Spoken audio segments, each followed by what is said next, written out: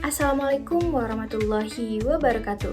Izin memperkenalkan diri, nama saya Ashifa Zarani dengan NPM 231304151. Di sini saya akan mempraktikkan salah satu keterampilan lanjutan, yaitu keterampilan memimpin diskusi kelompok kecil. Terima kasih, selamat menyaksikan. Wassalamualaikum warahmatullahi wabarakatuh. Assalamualaikum warahmatullahi wabarakatuh, anak-anak ibu. Waalaikumsalam ibu. Pagi semuanya, gimana hari ini kabarnya, semua sehat? Alhamdulillah sehat, Masya Allah. Semuanya sehat ya. Oh iya, terima kasih ya. Kemarin liburannya di hari Minggu, seru bu? Seru. Tapi kurang lama. Gimana dia? Kurang berapa?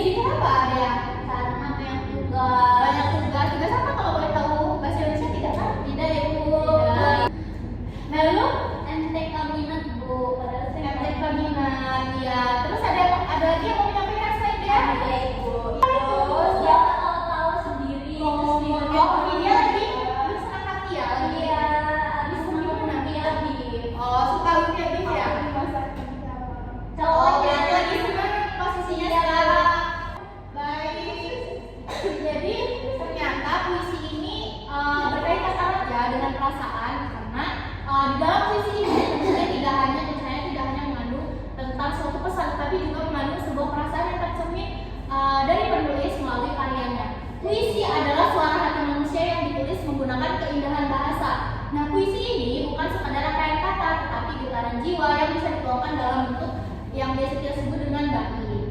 Nah, juga melalui puisi, seseorang ini bisa menyampaikan perasaannya. Makanya tadi di awal Ibu sudah menanyakan tuh di dalam selindian, bagaimana sih perasaan kalian akhir-akhir ini, lalu apa yang kalian rasakan akhir-akhir ini, apakah kalian sedih, apakah bahagia, tadi ada yang senang karena habis pelajaran sejarah, ada yang sakit sama pacarnya, ada yang sedih karena tugasnya banyak, dan lain sebagainya.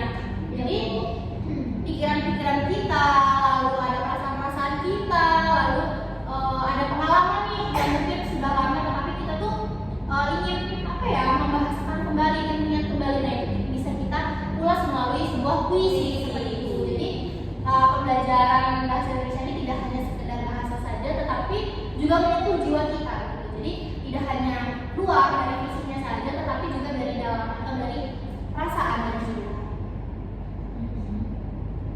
Selanjutnya, mengapa puisi sering disebut bahasa hati? Apa bedanya puisi dengan bentuk tulisan biasa? Berbahasa atau gimana? Atau apakah hatinya ini bisa ngomong seperti itu ya? Jadi mengapa sih puisi ini sering kita sebut sebagai bahasa hati? Nah, jadi dari awal tadi kita sudah berkenaan dengan perasaan ataupun sudah berkenaan dengan sesuatu yang ada dalam jiwa kita. Nah, ternyata bahasa itu tidak sekedar menjadi suatu alat komunikasi, tetapi juga mencerminkan sesuatu yang ingin kita sampaikan, tetapi kita tidak ingin menyampaikan secara langsung. Bahasa hati itu kan ada dua kata nih, artinya bahasa dan hati. Bahasa ini seperti sebuah alat untuk menyampaikan pesan atau sebuah tulisan yang berasal dari hati. Jadi kita sudah harus terbiasa dengan kata-kata yang bersifat majas, bersifat indah, supaya nanti kita kalau misalnya ingin membuat puisi, kita sudah tidak kaget dengan bahasa-bahasa seperti itu ya anak-anak. Jadi mengapa sih puisi ini sering disebut sebagai bahasa hati? Ya karena puisi ini sifatnya memang lahir dari jiwa manusia. Pada hakikatnya memang puisinya adalah suatu karya ataupun suatu tulisan yang memang isinya adalah cerminan dari hati manusia atau dari perasaan manusia. Apa bedanya puisi dengan bentuk tulisan biasa? Kalian sudah belajar teks prosedur? Sudah. Teks deskripsi? Sudah. Eksposisi? Sudah. Apa bedanya dengan puisi ya? Puisi kan nulisnya dari hati. Dari hati. Kalau kalian subjektif Bu. Iya, dari subjektif atau perasaan individu masing-masing ya, tidak bisa disamakan. Kalau misalnya kita menggunakan teks prosedur, cara menggunakan blender dengan baik, cara membuat kue, nah itu kan memang sudah ada prosedurnya, memang sudah ada urutannya yang sudah disepakati oleh banyak orang. Nah, kalau bedanya dengan puisi ini beda orang, bisa saja beda perasaan, beda bentuk puisi, beda sesuatu yang dituangkan dalam tulisannya dan sebagainya. Oleh sebab itu makanya kalian ini juga dituntut nih untuk bisa menulis puisi, untuk bisa memahami puisi supaya kalian ini juga bisa tersirat dengan baik, tidak hanya dalam aspek kognitifnya saja, tetapi juga dari jiwanya juga baik seperti itu ya. Nah, kalau ada tujuan nih, setelah kalian nanti belajar tentang teks puisi, kalian juga kan memahami pengertian apa sih yang dimaksud dengan puisi, apa saja unsur-unsur yang membangun puisi, dan bagaimana keindahan puisi ini tercermin dalam tulisan puisi. Lalu yang kedua, kalian juga akan menulis puisi dengan memperhatikan rima. Ada yang sudah tahu rima? Rima itu apa ya kira-kira? Ada yang sudah kenal dengan si rima? Belum Ibu? Belum. Jadi rima ini adalah sajak akhir. Jadi misal nih, iya benar sekali. Anissa sudah bisa menulis puisi? Sedikit Bu. Sedikit. Pernah ikut lomba puisi? Pernah sekali. Pernah sekali. Luar biasa. Kita nggak pernah belajar. Lalu kalian juga akan menyampaikan perasaan dan pesan melalui lari-lari dalam puisi, dan yang terakhir kalian akan show atau menampilkan apresiasi puisi dalam bentuk deklamasi.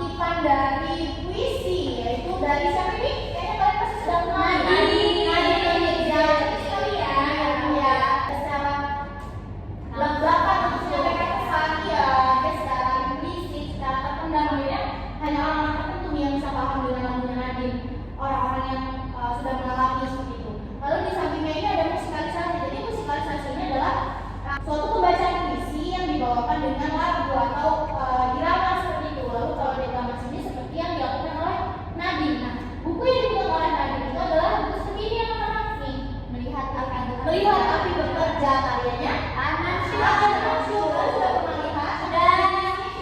Lalu yang di samping ini musikalisasi puisi yang dilakukan oleh teman-teman dari Bahasa dan Sastra Indonesia di Pulau Jawa. Ibu lupa apa nama universitasnya, tapi mereka memusikalisasikan puisi tentang Jokpin, ya, karya antologinya puisi dari Jokpin Dua Tidak Apa-apa diperkenalkan sekarang, karena ini juga bisa menjadi sarana kalian untuk belajar. Kalau siapa tahu kalian sudah bisa mendengarkan lagu-lagu yang puitis, lalu sudah bisa melihat quotes Instagram, lalu kata-kata di Instagram yang puitis, kalian sudah tidak lagi ternyata memang hakikatnya puisi ini memang menggunakan bahasa yang indah seperti itu ya. Ya Ibu. Nah, Ibu ini tanya nih kepada kalian, kalau misalnya ada sebuah puisi yang dideklamasikan dan dimusikalisasi, kalian lebih tertarik untuk mendengarkan yang mana?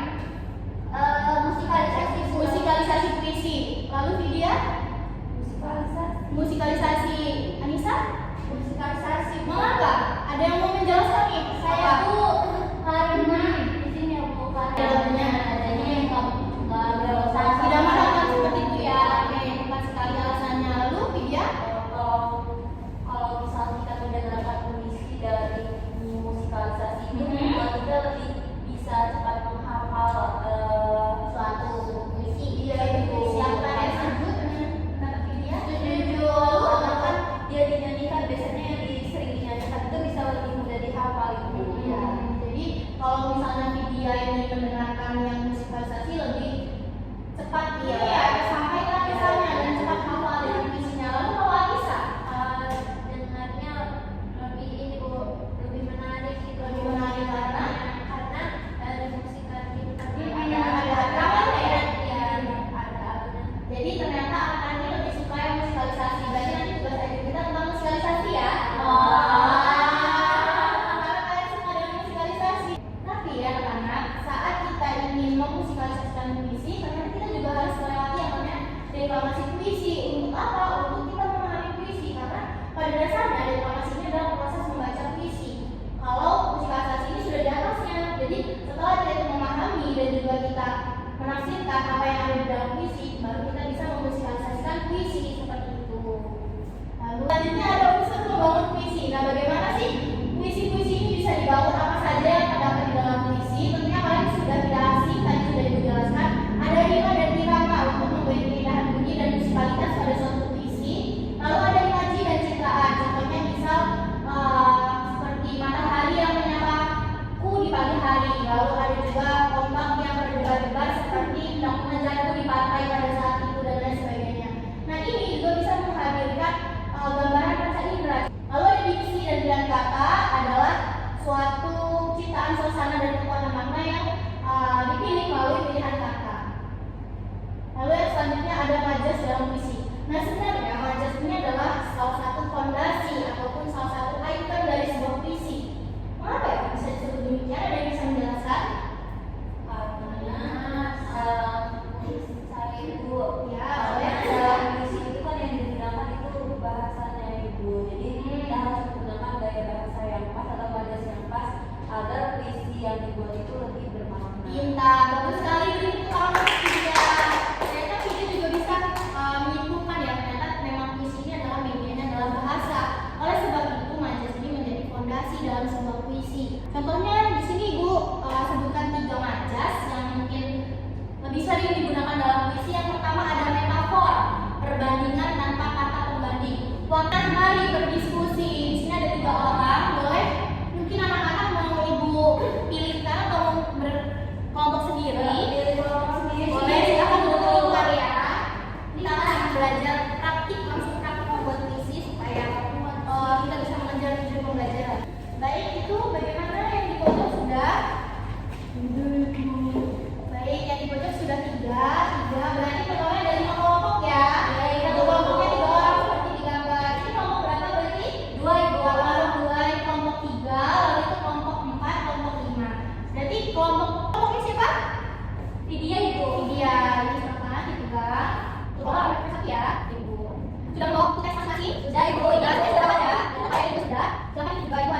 pembuatan visi, boleh ini ya, yang ini ya. Kali juga ada kartu ide atau kartu gagasan nih yang bisa kalian gunakan untuk memilih tema soal ini. Yang itu, boleh lebih dari satu boleh. Ini aja anak-anak. Dua ya, baik. Yang belakang sudah. Baik, sudah ya, sudah ya. Baik semuanya, tolong perhatikan dulu ke depan. Baik Bu. Yang pertama, kalian sudah Ibu berikan kartu ide atau kartu gagasan, boleh ditunjukkan ke atas baliknya. Boleh ya, jadi semuanya sudah dapat ya kartunya. Nah, kartu gagasan atau kartu ide ini bisa kalian gunakan untuk mencari ide nih. Kalau kalian mungkin hari ini lagi tidak terpikir untuk membuat puisi karena tiba-tiba Ibu suruh buat puisi, kalian bisa menggunakan ini sebagai ide ya.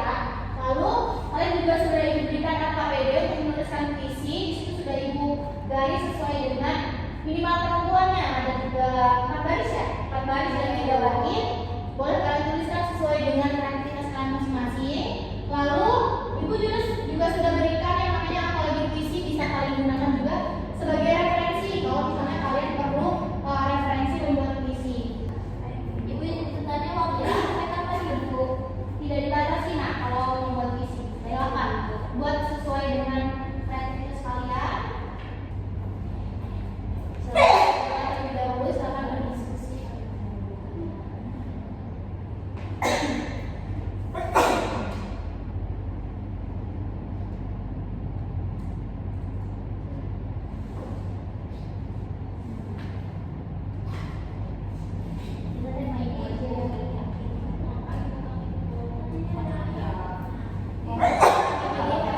Sesuai dengan apa yang kalian inginkan.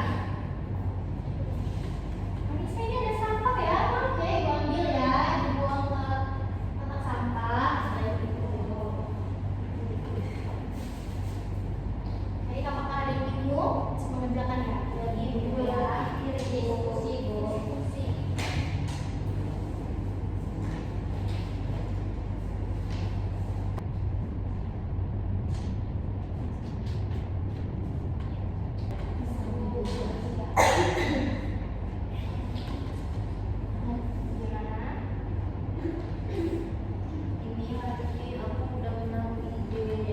Soalnya, apa menentukan idenya? Semuanya? Iya. Menentukan ada 2 ide. Dari kartu ini, kalian berarti tentang ibu ya, dari ibu. Yang pertama kali merumuskan ini untuk menjadi temanya, tidak itu apa tadi? Ayah ya? Atau apa? Sepakat Ibu kita Sepakat. Berunding. Anissa tidak memilih yang ayah kenapa? karena semuanya sama-sama penting, tetapi Ibu selalu hati. Anissa dari awal bahasanya kritis sekali ya Anissa ya. Iya berarti memang sudah setuju untuk menulis puisi tentang ibu. Boleh dibacakan dulu sebelum dipresentasikan? Dibacakan terlebih dahulu. Langsung dibacakan bagaimana? Mengingat pesan Ibu. Mengingat pesan ibu. Siapa yang membuat judulnya? Kami Bu. Langsung bertiga. Baik, langsung dibacakan bait pertama. Setelah sampai di perhentian terakhir sejak ini, kau ingat pesan ibumu. Lalu, seluruh yang kau miliki bukan yang kau mau. Seluruh yang kau mau bukan yang kau butuh. Seluruh yang kau butuh bukan yang mau. Berhenti, jangan berangkat sebelum tiba katanya. Sudah, sekali. Bagaimana cara kalian tadi menuliskan satu puisi dalam diskusi seperti apa tuh teknisnya? Ibu ingin tahu bagaimana awalnya. Berbagi ide Bu. Berbagi ide, bagaimana boleh diceritakan? Iya, setelah lihat yang tadi, gambar tadi, lalu kita memutuskan untuk temanya tentang ibu. Temanya tentang ibu, bagaimana ini? Lalu lalu kan tadi kita juga berpikir sebelum berangkat sekolah kita juga dikasih pesan-pesan. Kita pikir jangan lupakan pesan ibu. Jadi kita merumuskan ini. Jadi kalian merefleksikan ya? Iya, mengingat pesan ibu. Lalu kami buat ini dengan menambahkan gaya bahasa ibu. Sudah, seperti itu luar biasa sekali kalian ya. Berarti kalian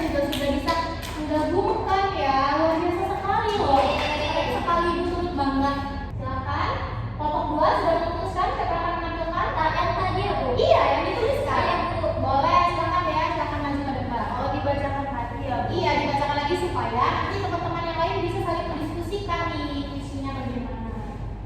Oh, silakan izin Ibu, izin teman-teman. Sini kami setelah menulis puisi yang berjudul Mengingat Pesan Ibu. Mengingat pesan Ibu. Setelah sampai di perhentian terakhir sajak ini, kau ingat pesan Ibu. Seluruh yang kau miliki bukan yang kau mau. Seluruh yang kau mau bukan yang kau butuh. Seluruh yang kau lakukan sebelum tiba katanya.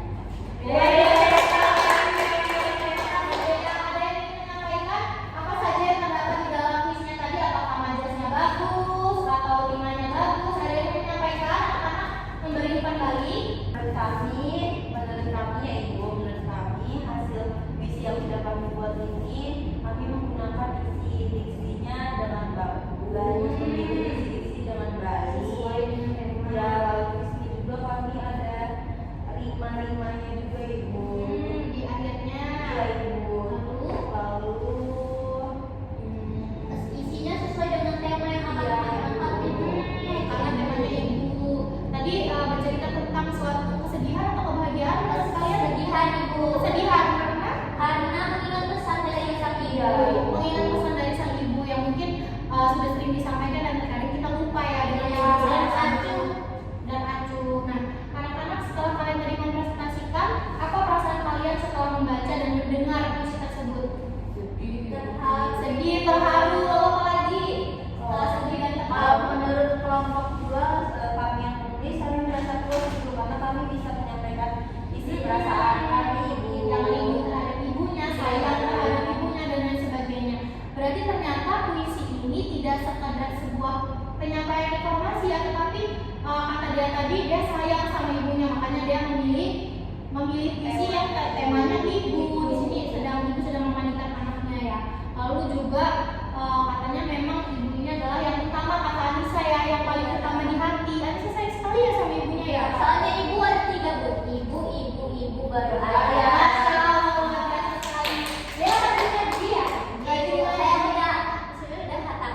Sudah hatam? 30. Oh, 30, Masya Allah. Ya, dari kehidupan kita, jadi kalian nanti setelah ini juga bisa mungkin mengunggah puisinya ini di media sosial, mengunggah puisinya ini di mading depan sekolah kita. Juga kalian bisa menyampaikan ini langsung kepada ibu kalian seperti itu. Dan ternyata juga puisinya adalah suatu hal yang menjadi kebutuhan kita, karena dalam membaca puisi jiwa kita ini seperti diberi makan seperti itu ya. Akhirnya kita menjadi puas, menjadi senang, gembira itu merasakan apa yang dirasakan oleh orang lain seperti itu ya. Nah, bisa membuat puisi dengan tadi yang luar biasa sekali bahasanya yang sangat kagum ya. Kalian ternyata sudah bisa membuat puisi yang luar biasa. Saat itu ada yang bisa menyimpulkan pelajaran hari ini bagaimana tadi dari proses diskusi, dari penjelasan materi, dari unsur-unsur, dari penugasan. Sebelum ibu berikan lebih lanjut, Ibu. ya silakan deh. Jadi puisi itu bentuk karya sastra yang puitis, terdiri atas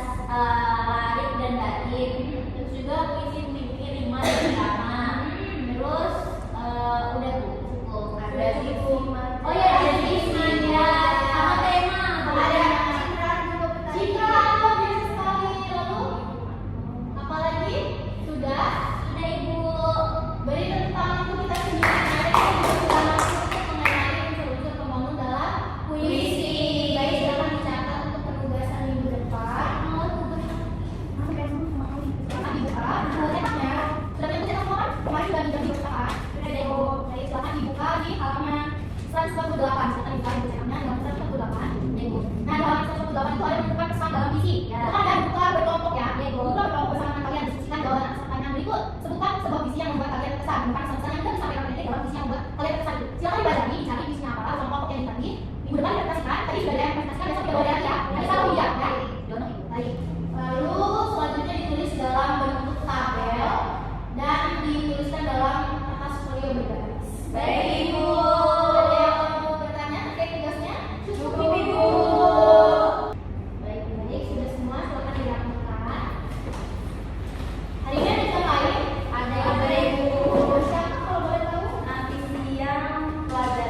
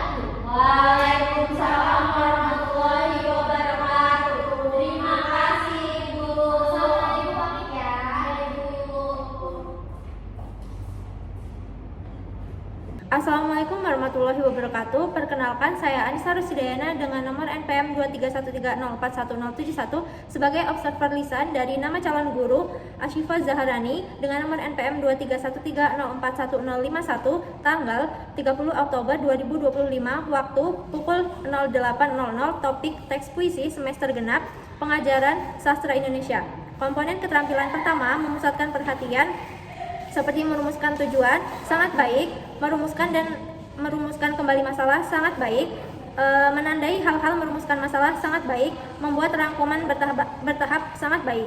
Yang kedua, memperjelas masalah atau urunan pendapat seperti memparafrase, sangat baik. Yang kedua, merangkum, sangat baik. Yang ketiga, menggali, sangat baik. Dan yang terakhir, menguraikan secara detail, sangat baik. Yang ketiga, menganalisis pandangan siswa seperti menandai persetujuan dan ketidaksetujuan, sangat baik, meneliti alasannya, sangat baik. Yang keempat, meningkatkan urunan siswa. Yang pertama, menimbulkan pertanyaan, sangat baik. Yang kedua, menggunakan contoh, sangat baik. Yang ketiga, menggunakan hal-hal yang sedang hangat dibicarakan, sangat baik. Yang keempat, menunggu, baik. Yang kelima, memberi dukungan, baik. Yang kelima, menyebarkan kesempatan berpartisipasi seperti meneliti pandangan, sangat baik. Kemudian mencegah pembicaraan yang berlebihan, sangat baik. Kemudian menghentikan atau melarang monopoli, sangat baik. Yang keenam, menutup diskusi seperti meneliti pandangan, sangat baik. Kemudian memberi gambaran yang akan datang, baik. Dan yang terakhir, menilai, sangat baik. Selanjutnya, penilaian keterampilan memimpin diskusi kelompok kecil, panduan pengajaran nomor 6. Yang pertama, seberapa banyak respon Anda dalam diskusi? Cukup. Kemudian, apakah menurut Anda komentar anggota kelompok relevan? Selalu. Kemudian, apakah menurut Anda ada anggota yang berbicara terlalu banyak? Ada beberapa. Apakah Anda mempunyai waktu untuk berpikir setelah guru mengajukan pertanyaan atau teman Anda berbicara? Selalu. Yang selanjutnya, apakah benda-benda yang diperlihatkan guru menyebabkan Anda ingin berbicara? Selalu. Kemudian, apakah Anda menganggap guru tertarik pada apa yang Anda bicarakan? Selalu. Selanjutnya, selama diskusi, apakah Anda mengemukakan ide baru? Ya. Kemudian, bila guru mengajukan pertanyaan, apakah pertanyaan tersebut cukup jelas bagi Anda? Selalu.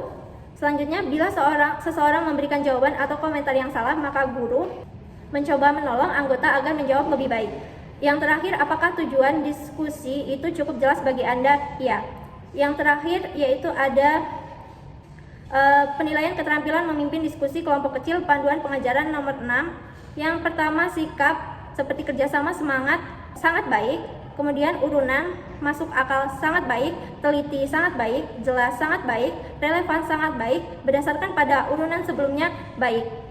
Yang ketiga, bahasa seperti kejelasan, sangat baik. Ketelitian, sangat baik. Ketepatan, sangat baik. Menarik, sangat baik. Kewajaran, baik.